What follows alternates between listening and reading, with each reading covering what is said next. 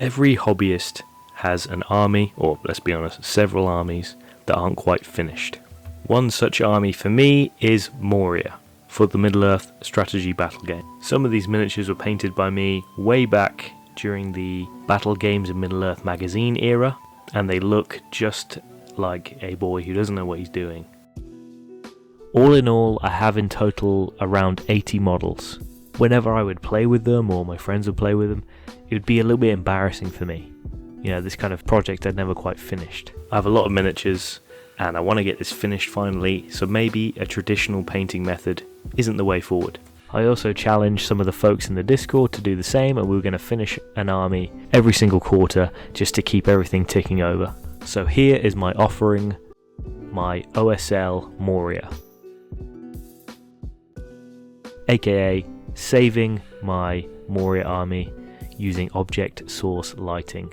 I'm Joe from Oldest Wargamers, let's get into it. Now, being kept in a box with basically no protection is not the healthiest way to store models, so the first job was to repair anything that was broken. The next stage was basing. I used various elements of the Moria terrain set. This was going to help tell a story for each of the miniatures and place them firmly in the Kingdom of Moria. It would also add some interesting shapes for the light to reflect off of. Here's some examples. I've got some books, got some axes, got some dead dwarves, everything you would expect to find in the Kingdom of Moria.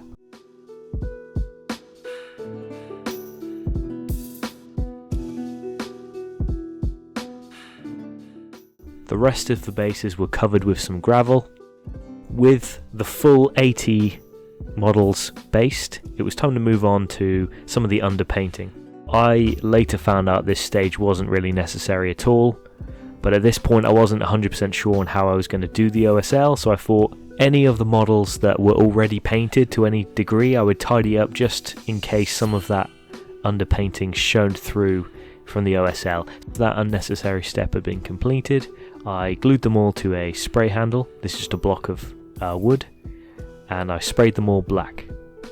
The next stage, I hit them from a certain angle with a kind of orange, amber, yellowy paint. I made sure that any repeat poses had different angles so that they would all look a bit unique. I don't have an airbrush. Both the black and the yellow were laid down with rattle cans. This is actually quite useful because it's quite rough, adds a little bit of texture, but it does map out the highlights of where the direction of the light is going to come from and what I need to highlight later. This is probably as good a place as any to reveal the inspiration behind this army. So here's a piece of artwork of the Balrog illuminating the forces of Moria, and you can see Gandalf on the bridge there. This kind of feel is what I wanted to show, the kind of orange fiery light from the Balrog illuminating the Moria goblins that are kind of crept out of the shadows, giving that really nice duality. So back to the painting. To really enhance the orange OSL, an orange glaze was mixed using Gryph-hound orange, the contrast paint that was thinned down with some water. This was done in the kind of bits where the shadow meets the light. This was going to make it read a bit more as orange, as that would be the kind of low light, if you like. After that, I could highlight up from a kind of mid-yellow to a kind of ice lemon yellow, if that makes sense, like an off-white almost, just using the volumes that were already established from the spray. So we're just accentuating what's already there, really. Next up, how did I paint the side of the body that was in shadow? The miniature becomes a lot less interesting if it was just left black. I wanted to work some more cool tones in there, so I went for a kind of blue-grey. I did 2 dry brushes, mid-grey and then a light grey, and then I did my secret weapon, which is another contrast paint, Gryph Charger Grey, which is a really nice blue-grey, thinned down and glazed all over the shadow side. I did do some further recess shading using some dark grey and black contrast paint just to get some really deep shadows, but I don't think this is necessary. This test model was done, I was quite happy with how it turned out.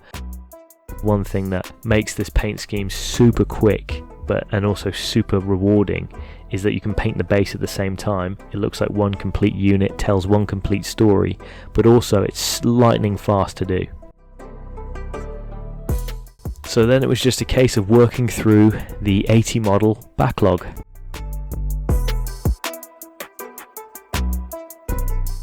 The test models were really helpful because they allowed me to kind of nip and tuck bits of the scheme that I didn't need to do. So the first changes I made when I painted some of this backlog is to do the shadow side first. It's a bit I don't really need to think about, and I can get that off really quickly. So then I moved on to the light side, inspired by the reference art. So the reference art is very orange, and so instead of just doing the orange glaze at the border between the shadow and the light, I did it all over. This would tint everything, which would help sell that kind of orange glow. Other than that, it was the exact same, and I just highlighted up to that kind of icy yellowy white, and they were done very quickly, I might add.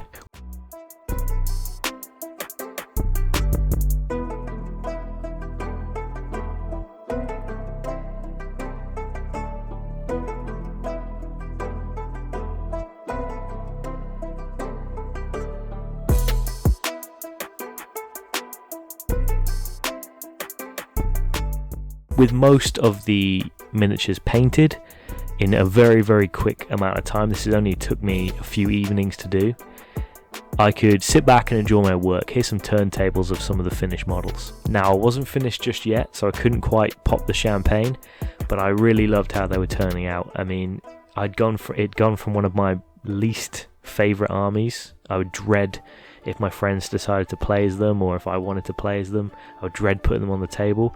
But now, I cannot wait to get these on the table. I just can't get over how simple it is, and I just love the way that the cold and the warm colours interact with one another.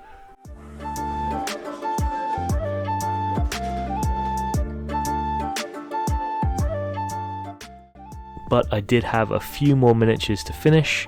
I'd picked up some of these giant spider models. Being that they were spiders, I wanted to use some more interesting and larger terrain features on their bases, so I used this pillar, and I used 2 halves of the Balin's tomb. This would give them something to clamber over. With the spiders primed, and also a couple of models that I'd forgot to do earlier, I set about painting them as quick as I possibly could. And in basically no time at all, I had these finished spider models all painted up. At this point, I was only a couple of weeks into April, and I'd pretty much smashed out the whole army. It's pretty crazy to think that you could, say, buy a job lot off eBay, and then in a couple of weeks have a completely painted army.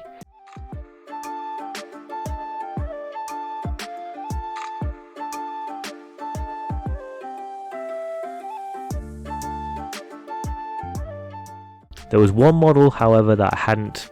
This was my Watcher in the water that I'd sort of converted to take the legs off and make him look like he's in the water. He kind of just looks like a pickle floating in, well, poo, basically. Is a puddle of poo. When I made this a few years ago, when I first kind of got back into the hobby, I thought I'll use some cheap resin and stuff, and water isn't blue, so I just paint it brown underneath, and it looks like poo. Now, the Watcher in the water is something of a mystery. He isn't inside Moria, or if he is inside Moria, he isn't a land-dwelling creature, so he's very different to the rest of the Moria faction. And he kind of plays by his own rules. He is an independent hero after all. I didn't want to give him the same orange glow from the Balrog. I wanted him to kind of swim to his own tune, if you like. So I wanted to give him moonlight, as you see his depiction literally from the films in the moonlight. So I decided to change course from my orange OSL that I'd become very proficient at now and very quick at with a brush, to doing some moonlight. But before I show you how the Watcher in the water turned out, I'd love to take this opportunity to show you the really good work that the folks in the Discord did. So a lot of people agreed to do this challenge with me.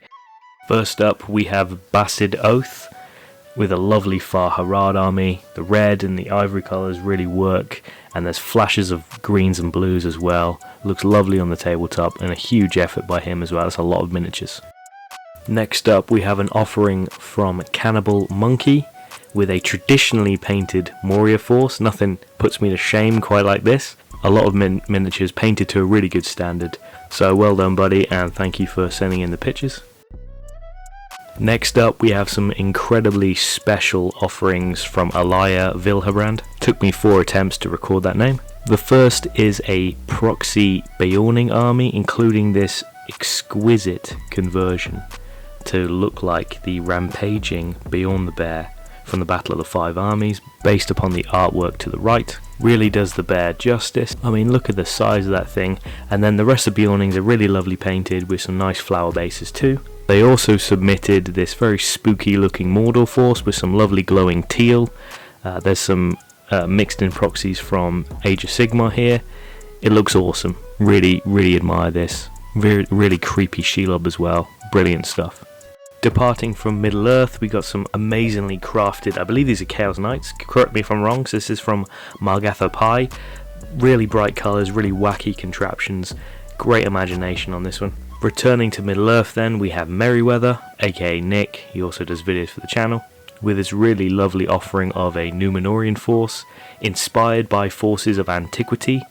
He's gone for the kind of purple there, which looks very Roman Emperor, if I may say so. The kind of bronze, as well as the blue-silver details look really nice. Lots of GW stuff mixed with some proxies, I think from DeVale and from unreleased miniatures. He also kit-bashed a Númenórean captain, a Narian, Isildur, and a Elendil, and I think they all look great. Next up we have someone who I've been interacting with from this channel for many years now, Old Shatterhands. He's a really cool guy, and he submitted two things. This awesome White Council. I love Galadriel, especially the glowing crazy mad witch Galadriel. Awesome stuff. The cobblestone bases look great. All the rest of the White Council look good too. A complete departure from the White Council. Old Shatterhands also did this really nice Haradrim army. The cream and the teal is such an awesome colour scheme, and I'm also a huge fan of those cacti on the bases. Really lovely stuff. Next up we've got Quite Cool. His army's doing double duty. Ghost Rohan can either be Rohan or indeed Warriors of the Dead. It's an awesome job, and check out his video on his own channel for this. It's really good stuff. And lastly we have this offering from Simon, who completed a Helm Hammerhand themed Rohan army. So trading out the classic green cloaks for some red. Looks awesome on the tabletop, and he's painted so many riders. Brilliant stuff. I just want to thank everyone for posting their update pictures in the Discord, keeping everyone else motivated. If I've missed anyone, I do apologise. If you would like to join the Discord for free, there should be a link in the description. It's a great place to talk about all things hobby and to bounce ideas off each other. So back to the Watcher. Here's the completed Watcher. I tried to go for some blue moonlight. I'm not sure how well it turned out. I may have to come back to him, but he's okay. I think he looks better than he did. So all in, I would say that this project has been a success. In practically no time at all, I finished the kind of unfinishable army, the army I thought I'd never really come back to and ever kind of finish to a state that I would actually like it. Now I think they look really cool on the table. I've played a couple of games with them since. They are fun to play with, and they look really unique. All of this was no airbrush and no fuss really, so yeah, I would say that I really like them. I would like to try some other OSL stuff, maybe some moonlight stuff, or maybe a green glow of Minas Morgul or something like that for an army or a battle company. That could be a really good way to get a lot of miniatures painted quite quickly. If you've enjoyed it, please give it a like. If you disliked it, feel free to give it a dislike. Let me know if you've done something similar to this in the comments, or just your opinion on this project as a whole. If you want to join the Discord and join the great community, please do. The link is in the description. I've been Joe from Windrush Wargamers. Thank you so much for watching, and hopefully I'll catch you in the next video. All the best.